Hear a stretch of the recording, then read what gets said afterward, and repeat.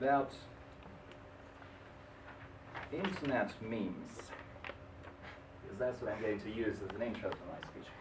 The interesting thing about them is that you don't even have to know the original concept or the original story in order to know the meme itself. So when I was thinking about the introduction, the thing which immediately came to mind was this, which most of you are probably familiar with. I haven't seen the movie, but I have seen a number of adaptations. This scheme, so she says, my tastes are very peculiar. She says, well, share them. And then the guy says something crazy, and she says, ah, you're a sick bastard. So with me, the thing in this, in the bottom left corner, is usually science fiction and fantasy. And that is usually the reaction I get.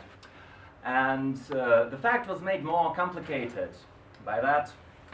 I got my first degree at a philology department, where the people generally have a refined taste of literature. Most of the people I know, they are into classics, they're into some highbrow fiction. And so, year after year, I found myself defending my literary taste. I have come up with a number of arguments throughout the years. And this is actually what I'm going to share with you now. I'm going to save you some embarrassment by asking who of you actually reads science fiction and fantasy. I know that some of you do, some of you don't.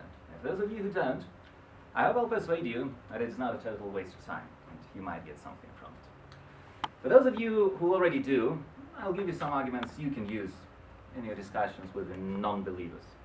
Probably you can turn more people over to the dark side. So, to start with, let's sort out the terms. Spasha said he was a bit confused about the terms. Those are two different things, science fiction and fantasy. I'm going to be talking about both of them. There is actually no single accepted term to describe that kind of literature. I've heard things like speculative literature. I don't like that. So I use my own terms. I call it imaginative literature or fantastic literature. So I'm going to resort to a pretty unscientific classification of my own. I'm going to tell you three aspects, three main components of imaginative literature. And those components, they may be present on their own in a book. Actually, a bad imaginative book might have only one, but a really good book has all three. And those components are the aesthetics, the ideas, and the mind-bending. I'm going to explain them one by one now. So the aesthetics is actually the simplest one. So that is where you get the style, you get the cool stuff.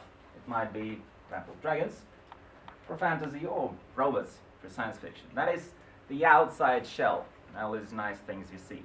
The important thing to understand here is that this is really the skin of the book. So the people who like to see dragons and robots, they read those kind of stuff. It does not mean that that is all the book has. And if you do not like dragons or robots, you may still find something there. I mean, it is actually even wrong to speak of fantasy or science fiction as a genre literature. Because as, again, the literary crowd may tell you, the genre is things like a novel or a story or a short verse. That is genre. Fantasy, that is, again, that is a style. Those are the things you lay on top of any book. Actually, just to give you an example, we heard Shakespeare quoted today, I think several times, that I am of the firmest conviction that if you take Shakespeare and then add lightsabers to it, you'll get Star Wars. Because basically that's what it is. And take away Star Wars, lightsabers from Star Wars, you get Shakespeare. So it works both ways, as it should in math. So again, that is not a reason to judge a book if it has any wild elements in it. It can be just as good. So read it if you enjoy all these imaginary elements. If you don't enjoy it, still think about the book. Now the second part, the ideas. This has more to do with science fiction, because most science fiction books are actually built around an idea, around promoting some kind of idea, making it known to the general public. It can be some fairly common idea like time travel or space travel. Actually, they don't have to be limited to such technical things.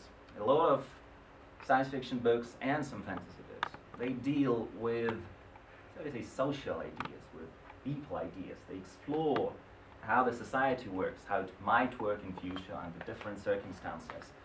It's like recently I read an article on BBC that there was a society which was considering how to set up an interplanetary government. So once we get colonies on distant planets, how should we set up the system of checks and balances? Those are serious people exploring such possibilities.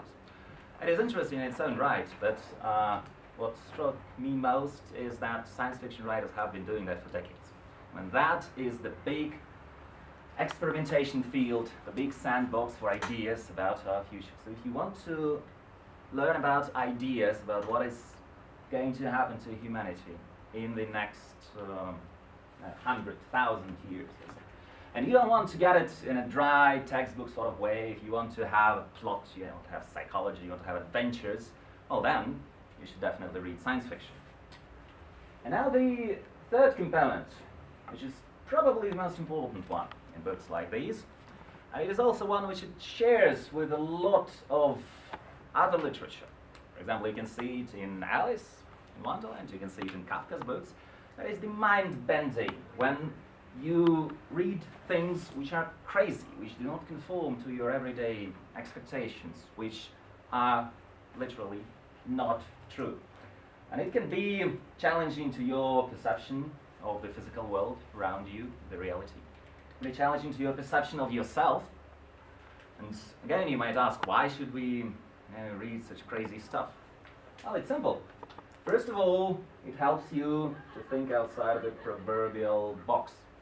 And there have been studies that the kids who read such wild stories, not just commonplace stories, who read the impossible, they have been shown to perform better in cognitive tasks. So it's very simple. If you read improbable things, if you get accustomed to the idea that there are some things outside your current field of knowledge, then you will get better at exploring the new possibilities. And after all, there is also, well, sometimes people say that reading books is an exercise for the mind. Well, reading such mind-bending books is a literal exercise for the mind. Because if you imagine your brain like a computer, well, when you are reading a regular book, you are modeling in your head the events which are happening. But if it is a book about some regular stuff, a book about, for example, history events, or even worse, about contemporary events, you do not have a lot to model. I mean, you already have the general structure, you know the events, you know the conditions, you only have the plot and the characters themselves to model.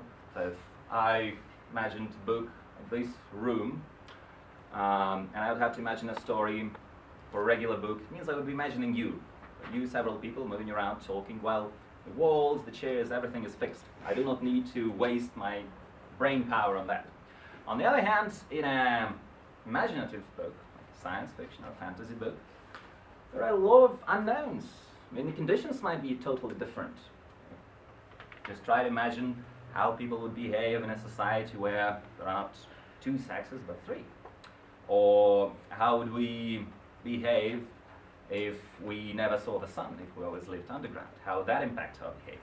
So again, getting back to the room metaphor, that would mean that I would have to think not only about you moving and talking to each other, but have to take into account the fact that, for example, in some places there is no floor on the ceiling, or if you come opposite this window you will die, or that some of you may actually move on the ceiling and not on the floor. And having to take into account all those things adds a lot of requirements to the brain. So when you are processing some serious science fiction, that is more difficult for you than reading just a comic book. So that is literally exercise for the brain. So I hope I have shown, at least in part, that science fiction is not a total waste of time. You have to check it out. If you want to get some interesting ideas about the future, wrapped up in a cool wrapping, and if you want to get your mind out of the rut and learn to think outside of common boundaries, then you should read science fiction. And mind you, although I used a lot of imagery from the movies, I do encourage you to read, because when you read, you recreate all that stuff yourself. You do not just use what is given to you. So to sum it up, what I want you to do just to keep calm and read fantastic literature.